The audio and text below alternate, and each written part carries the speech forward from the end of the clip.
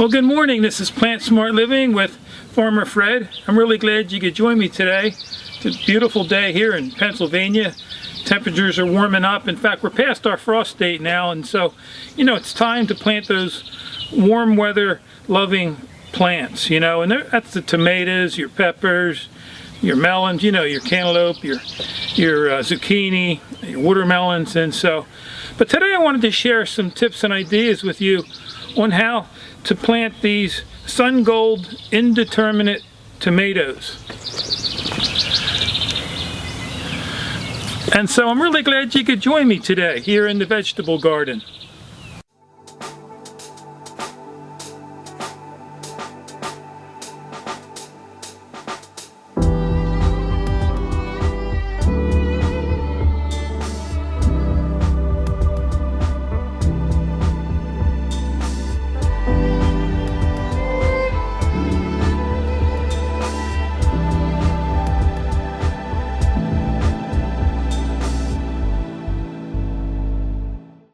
So follow me along and I'm going to show you where I'm going to be planting these Sungold cherry tomatoes.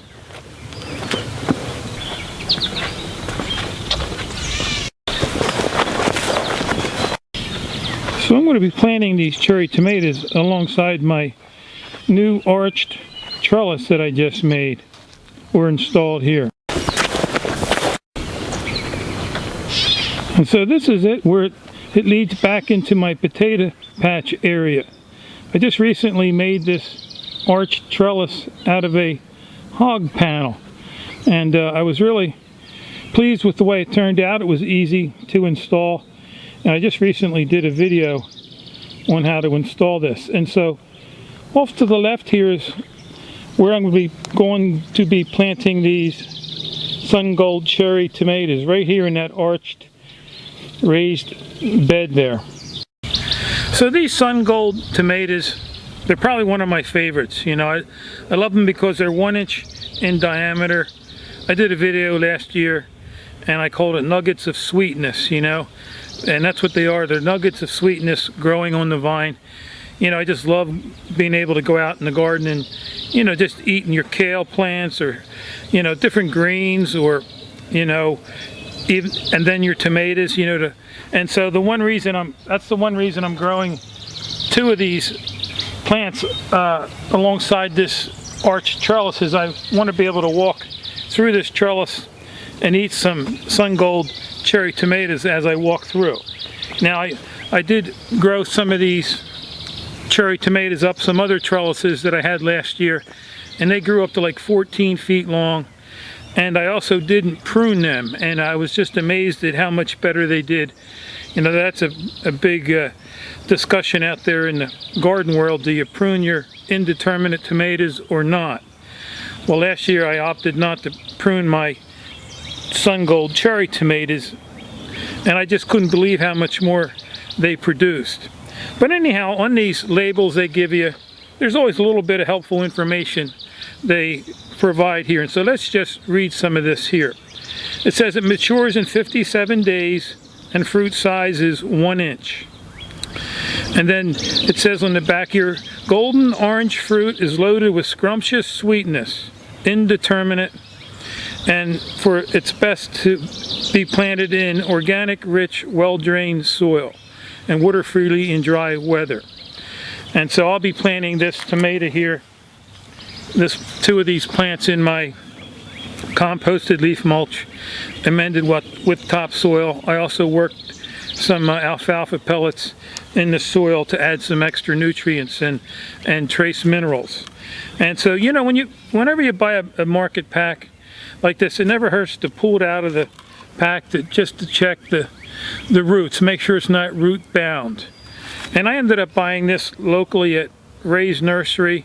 They were $1.25, and so I bought 2 of these, and I'm really excited to get these planted in the ground and then watching them grow up this trellis. I just love this trellis. It cost me $22 to buy this cattle panel. They're 50 inches wide by 16 feet long, and it was really easy to build and install. And so I would encourage you to think about installing one of these trellises in your garden if you have room. So anyhow, let's get started planting this tomato plant. So anyhow, you know, before you plant anything in your garden, you always want to make sure your soil is nice and loose and friable. I use my handy garden fork and always work it through my soil nice, make sure it's nice and loose. I don't use a cultivator anymore here in our Plant Smart Living gardens. You know, I buy this composted leaf mulch, so everything is nice and loose, and it's just much nicer. It doesn't, you know, using the garden fork doesn't disturb the soil web, the microbes. And so, you know, planting your vegetables is really the easy part. It's all the soil preparation and all that takes the time. And so, you know, when you plant your tomatoes too, you always want to, you know, you can plant them deep, up to the first leaf or the first branch, you could say. And so I'm going to just nip off a few of these bottom ones and plant this probably, again, like I said, deeper into the soil. And so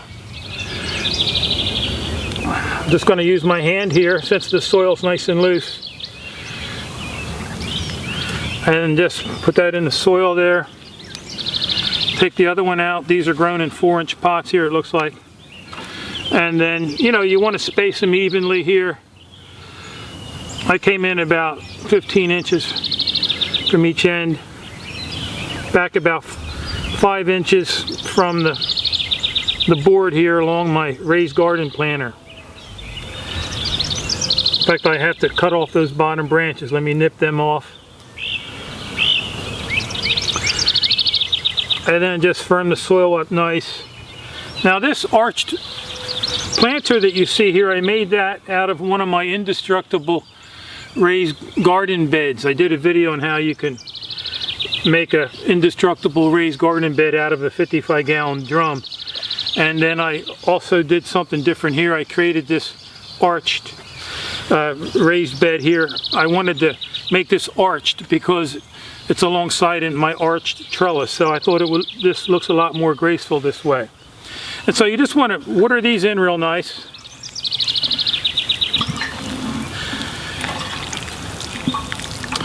And you know, planting tomatoes couldn't be easier. And so it's going to get some nice sun here. The tomatoes, they love the heat, you know, and so you want to make sure these tomato plants get, you know, 6 to 8 hours of sun. You know, more sun the better for tomatoes and peppers and melons. They like their feet warm. And I grow most of my tomatoes using a black plastic mulch, and that keeps the weeds down, holds the moisture in, and it warms the soil up. So anyhow, there you go. They're pretty easy to plant. So there you go. It's not difficult at all to plant these tomatoes. You know, and if you're a beginner gardener, I always recommend for people to start small and build off your successes. You know, don't start with a huge garden and get overwhelmed by all the work. You know, I always recommend start with like a 4-foot by 8-foot raised bed, you know, if you can, or if you can't make a raised bed, you know, you can just use the soil itself. But, you know, with a 4 by 8 garden, you could plant a few tomatoes and some peppers and some basil, you know, a couple greens, and you'd be surprised how well a little garden like that, how much it can produce. Also, you could do container gardening. Most of the plants that I plant in my raised beds, you can also do in containers. So anyhow, if you have any questions or comments about this video, feel free to leave them in the section below.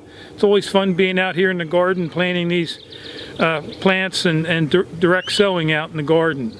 So anyhow, I just want to thank you for joining me today, and I hope you have a great day. So until next time, this is Plant Smart Living with Farmer Fred.